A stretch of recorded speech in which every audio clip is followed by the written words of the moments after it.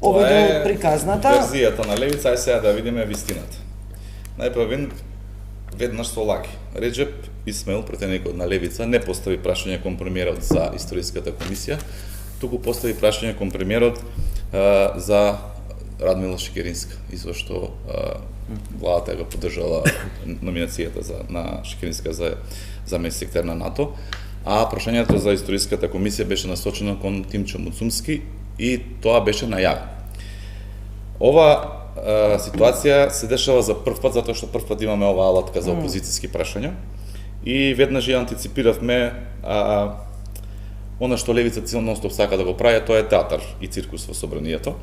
Зошто ова го велам? Затоа што токму Крмов е потписник на едно писмо за најава на поставување на претенички прашања и најава за присуство на функционер, односно, согласно деломникот, секоја пратеничка група од опозиција до председателот најавува кој пратеник ќе постави прашање и кому тоа прашање ќе биде упатено со цел да може да се обезбедат присуство на тие министри кон кои се поставуваат прашања. Добре. Што направи левица, како и секогаш интриги и позадина, никогаш суштина.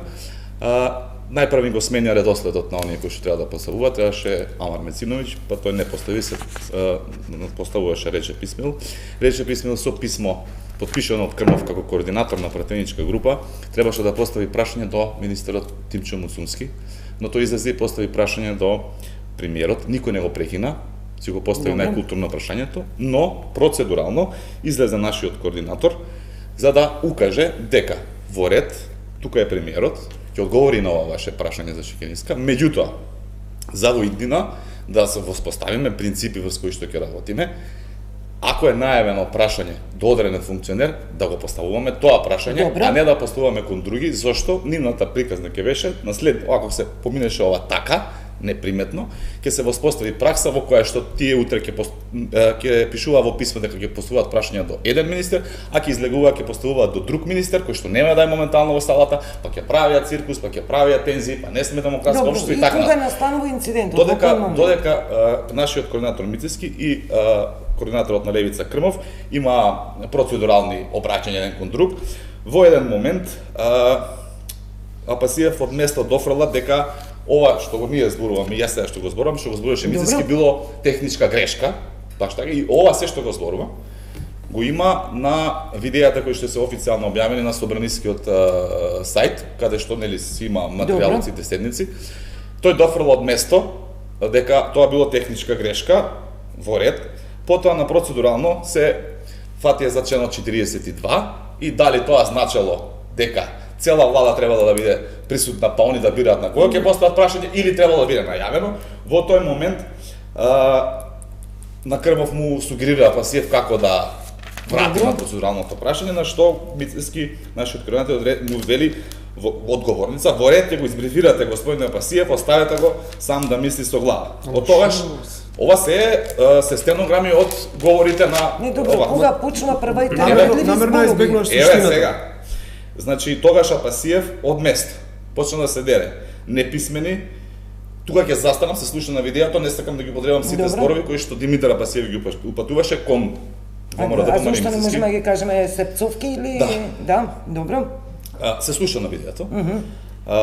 И тогаш го прекинува Мицевски дури во мислата и Мицевски завршува со процедуралното и речем со кој се расправате бе Апасиев, одговарам на процедурално на вашиот колега, координатор на левица, кој вие сте го поставиле, срамота е ова што го правите. Добро. Тогаш Јане Мицевски, тој е нов колега, еден од, морам да кажам, најкултурните во пратеничката група на ВМРО ДПМН, му се обраќа од место зачуден, затоа што прв мандат ме, па не е навикнат, ние сме повеќе навикнати како се однесува Апасиев во собранието.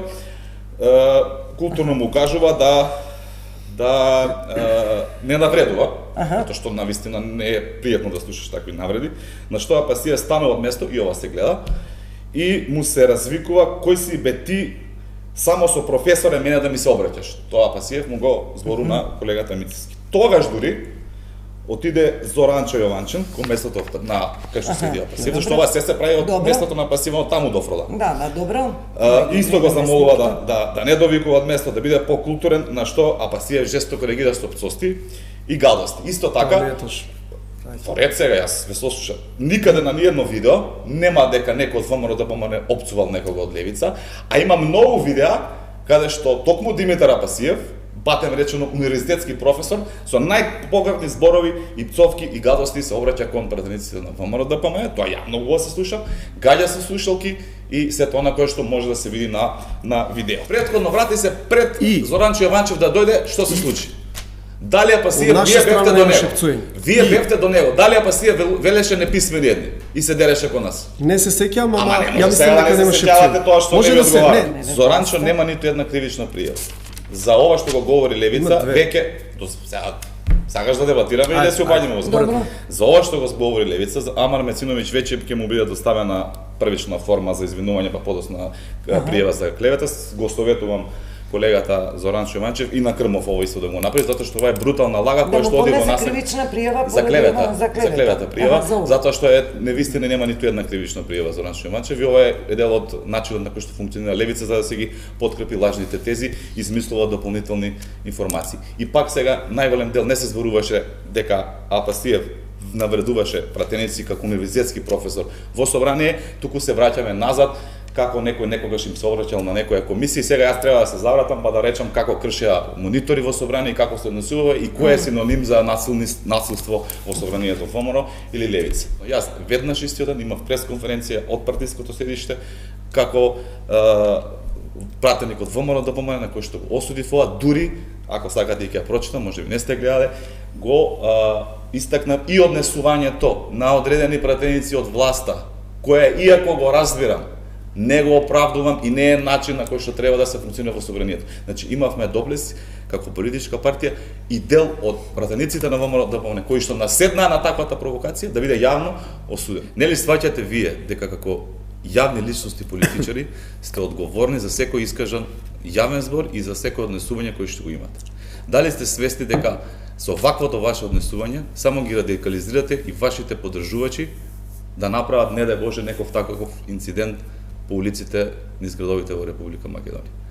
Дали сте свесни дека начинот на кој што вие функционирате представува проблем за безбедноста во Република Македонија?